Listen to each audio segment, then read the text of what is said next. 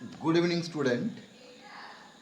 আজকে আমি তোমাদের কাছে সিভিল সার্ভিস এক্সামের জন্য ট্যাক্সের ওপর কিছু আলোচনা করছি, কোয়েশ্চেন্স এবং আনসার নিয়ে। তোমরা যারা ইউপিএসসি বা ডাব্লিউবিসিএস দিচ্ছ তাদের ক্ষেত্রে এইগুলো খুব প্রয়োজন, দরকারে লাগবে। তো আমি এখানে কোয়েশ্চেন্স এবং আনসার নিয়ে আলোচনা করছি। তোমরা এইগুলো দেখো, যদি কোনো প্রবলেম আসে তোমরা কমেন্ট বক্সে লিখে জানাবে। তোমাদের মধ্যে যারা অনলাইনে ইকোনমিক্স ক্লাস করতে ইচ্ছুক থাকবে, বিসিএস বা ইউপিএসসি ইকোনমিক্স, তারা আমার ফোন নাম্বারে যোগাযোগ করতে পারো। ভালো লাগলে শেয়ার করো, সাবস্ক্রাইব করো। First question, often seen in news, minimum alternate tax is a form of direct tax imposed on high net worth individuals, applied on goods for import and export in foreign trade, all of the above. তাহলে minimum alternate tax ব্যাপারটা কি? আমরা যারা individual tax আওতায় পড়ি, আমরা কিন্তু tax ছাড়ের কিছু নিয়মকে পালন করে আমরা ট্যাক্স থেকে মুক্তি পাই, যাকে বলা হয় ট্যাক্স অ্যাভয়েডেন্স। যেমন ধরা যাক, আমরা যদি বাড়ি করার লোন নিই, তাহলে লোনের সুদ আসলের টাকাটা যেটা আমরা পরিশোধ করি এক বছরে, তার উপর কর দিতে হয় না, সেই হিসাবটা করের আওতার বাইরে থাকে। আমরা যারা বিমা করি, জীবন বিমা বা আদার্স হেলথ ইন্স্যুরেন্স, এইগুলো কর ছাড়ের আওতায়। এরকম অনেকগুলো বিষয়, তাতে আমি দেখলাম যে আমার যে আয়টা করযোগ্য ছিল, কর দিতে হতো, কিন্তু আমি এমনভাবে সরকারের এই যে ছাড়গুলোকে আমি এমনভাবে কাজে লাগালাম যে আমার ওপর করটা হয়ে গেল নীল। তাহলে আমি হলাম জিরো ট্যাক্স ইন্ডিভিজুয়াল। তেমন কোনো কোম্পানি এটা করতে পারে। কোম্পানির যে সমস্ত জায়গায় ছাড় আছে, সেই সমস্ত জায়গায় ছাড়গুলোকে কোম্পানি এমনভাবে ব্যবহার করলো যে দেখা গেল কোম্পানির উপর কোনো ট্যাক্সই পড়ছে না, তার আয়ের উপর সমস্ত আয়টা কর মুক্তর মধ্যে পড়ে যাচ্ছে। এই ক্ষেত্রে সরকার দেখলো যে এখানে অনেকেই এই ধরনের ব্যবস্থাগুলো করে যাতে তারা জিরো ট্যাক্স কোম্পানি হয়, এবং এইভাবে তারা কর এড়িয়ে যাওয়ার চাইতে কর ফাঁকি দিতে চায় ইচ্ছাকৃতভাবে। তাই এই প্রবণতার রোধ করার জন্য সরকার তখন তাদের সমস্ত ধরনের কর বাদ দিয়ে বলল যে তোমাদের যা বুক প্রফিট হচ্ছে তার উপর আমি একটা মিনিমাম ট্যাক্স, সমস্ত ট্যাক্সের পরিবর্তে একটা মিনিমাম ট্যাক্স, জিরো ট্যাক্স করবে। তাহলে এইটা যেহেতু তাদের ইনকামের উপর বুক প্রফিট, যেটা তাদের ইনকাম, তার উপর একটা মিনিমাম পার্সেন্টেজ ট্যাক্স বসায় অন্যান্য ট্যাক্সের পরিবর্তে, তাই এর নাম মিনিমাম অল্টারনেট ট্যাক্স, এবং এটা ইনকামের উপর বলে এটা direct tax. In taxes and horizontal equity implies similarly situated people pay the same taxes. তাহলে যারা একই অবস্থায় রয়েছে, একই ইনকাম গ্রুপ, তারা সেম ট্যাক্স দেবে। তাহলে এটাকে বলা হয় হরাইজন্টাল ইকুইটি।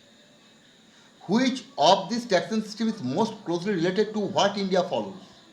ইন্ডিয়াতে ট্যাক্স সিস্টেম কী ধরনের, মানে direct tax, proportional system, regressive system, progressive system, neither progressive not proportional. এইটা হবে প্রোগ্রেসিভ। প্রোগ্রেসিভ মানে আমার আয় বাড়লে ট্যাক্স বাড়বে, ট্যাক্স প্রদানের পরিমাণ বাড়বে, কিন্তু আয় যে হারে বাড়বে ট্যাক্স প্রদানের পরিমাণ তার থেকে বেশি হারে বাড়বে, তাই এর নাম progressive.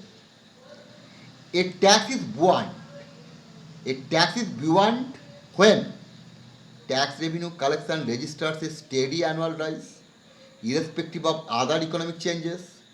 Tax revenue increased by more than 1% for a 1% increase in tax base. Tax revenues are relatively unaffected by economic slowdown or a phase of boom. Tax revenue increased by more than 1% for a 1% increase in GDP.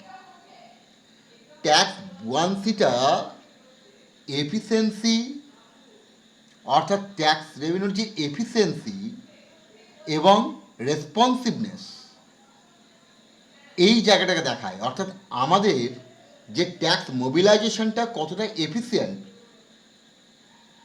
কতটা responsiveness আছে, অর্থাৎ আমাদের GDP বা GNP যে হারে বাড়ছে তার থেকে যদি আমার ট্যাক্স রেভিনিউ বেশি হারে বাড়ে, তার মানে ট্যাক্স মোবিলাইজেশনটা হাইলি রেসপন্সিভ এবং এফিসিয়েন্ট। এইটা বোঝানো যায় ট্যাক্স বুয়ান্সির দ্বারা। তাই এখানে হবে D answer, countervailing duty. Countervailing, counter মানে হচ্ছে বিপরীত, প্রতিরোধ করা, কাউন্টার করা। কী কাউন্টার করা? চীন থেকে আমাদের দেশে দ্রব্য আসছে ভীষণ কম দামে, আর আমরা তো বায়ার, আমাদের ধর্ম হচ্ছে বাইং চিপ সেলিং ডিয়ার। কাজেই কে দ্রব্য তৈরি করেছে দেখবো না, আমার যেটা প্রয়োজন সেটা কত কম দামে পাচ্ছি সেই জন্য আমি বাজারে যাব। তার ফলে সেই দ্রব্যগুলো যদি আমরা কিনি তাহলে সেই দ্রব্যের যে উৎপাদনী সংস্থাগুলো রয়েছে আমার দেশ, এই কারখানাগুলো, তারা বসে যাবে, তাদের দ্রব্য বিক্রি হবে না।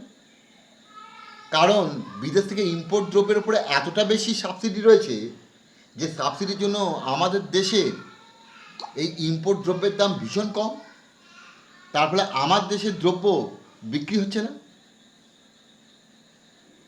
তখন একে কাউন্টার করার জন্য সরকার এর ওপর ডিউটি বসায়। এর ওপর ট্যাক্স বসালে কী হবে, এর দামটা আমার ডোমেস্টিক দ্রব্যের চাইতে বেড়ে যাবে ইম্পোর্ট দ্রব্যে। তার ফলে আমরা ডোমেস্টিক দ্রব্য কিনবো, সেটা সস্তা, চিপার। তার ফলে ডোমেস্টিক ইন্ডাস্ট্রিগুলো রান করবে, তাদের প্রোটেকশান দেওয়া যাবে। তাই কাউন্টার ভেলিং ডিউটিটা বসবে কার ওপর? Import duty. সেটা effect of taxation implies first position of taxation, second position of taxation, point of taxation, influence economic activities, all of this are true. তাহলে ইফেক্ট অফ ট্যাক্সেশন মানে ট্যাক্সের ফলে যে অর্থনৈতিক কাজকর্মের পরিবর্তন।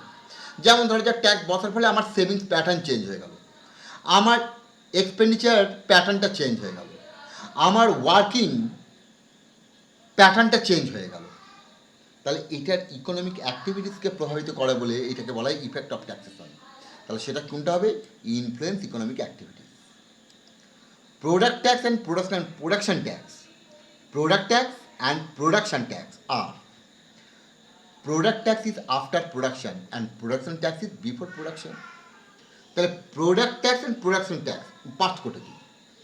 ঘড়ির ওপর ট্যাক্স, পেনের ওপর ট্যাক্স, দ্রব্যের কম্পিউটারের ওপর ট্যাক্স, মোবাইলের ওপর ট্যাক্স, দ্রব্য এগুলো।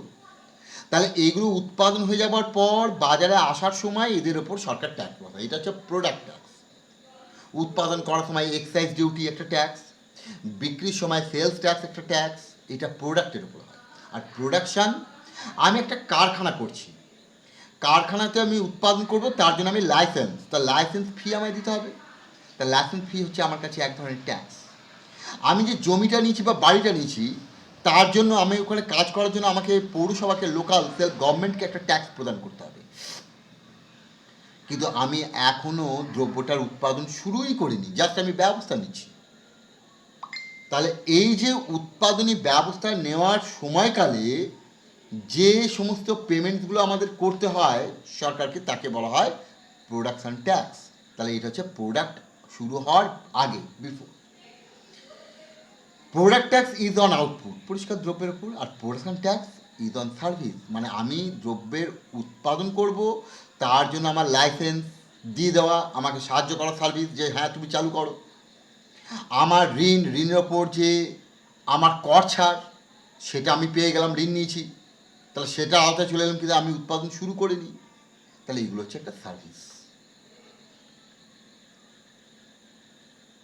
Product tax increase price and production tax increase cost, স্বাভাবিক, কারণ দ্রব্যের উপর পশ্চিমবঙ্গে দ্রব্যের দাম বাড়বে। কিন্তু প্রোডাকশন ট্যাক্স, অর্থাৎ আমার যদি লাইসেন্স ফি বেশি লাগে, আমার যদি ইন্টারেস্টের ওপর কর ছাড় না থাকে, তাহলে আমার উৎপাদন খরচ বেড়ে যাবে, তাহলে কস্ট অফ প্রোডাকশন বাড়বে।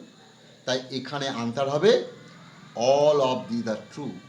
তাহলে এখান থেকে তুমি প্রোডাক্ট ট্যাক্স এবং প্রোডাকশন ট্যাক্স কাকে বলবো বুঝে গেলে।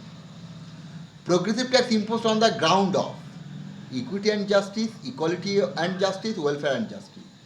ইকুইটি অ্যান্ড ইকুয়ালিটি, একটা হচ্ছে সাম্য, সবার সমান যোজনা, আর ইকুইটি হচ্ছে, অর্থাৎ সাম্য হচ্ছে এই দিক থেকে যার যেমন কর দেওয়ার ক্ষমতা সে তেমন দেবে, যার বেশি দেওয়ার কথা বেশি, যার কম কম। এটা ইকুইটি, আর ইকুয়ালিটি হচ্ছে সবার সমান। তাই আমাদের প্রোগ্রেসিভ ট্যাক্সে সেটা করা হয় না। আমাদের প্রোগ্রেসিভ ট্যাক্সে নিয়ে আসা হচ্ছে ইকুইটি অ্যান্ড জাস্টিস, এবং তার লক্ষ্য হচ্ছে ওয়েলফেয়ার এবং জাস্টিস।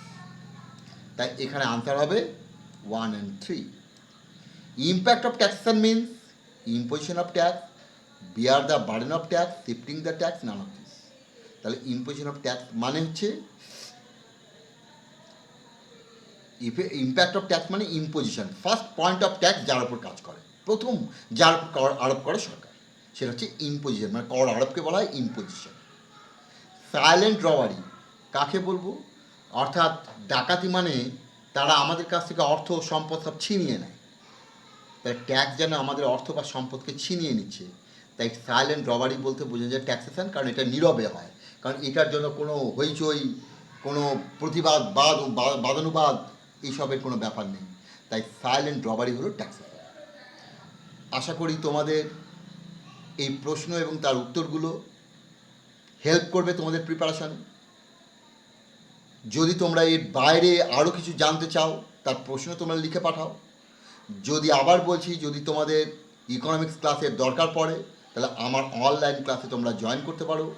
ভালো লাগলে শেয়ার করো, সাবস্ক্রাইব করো এবং বেলটাতে রিং করে রাখো, যাতে আমার ক্লাস হলেই তোমরা জানতে পারো। Thank you.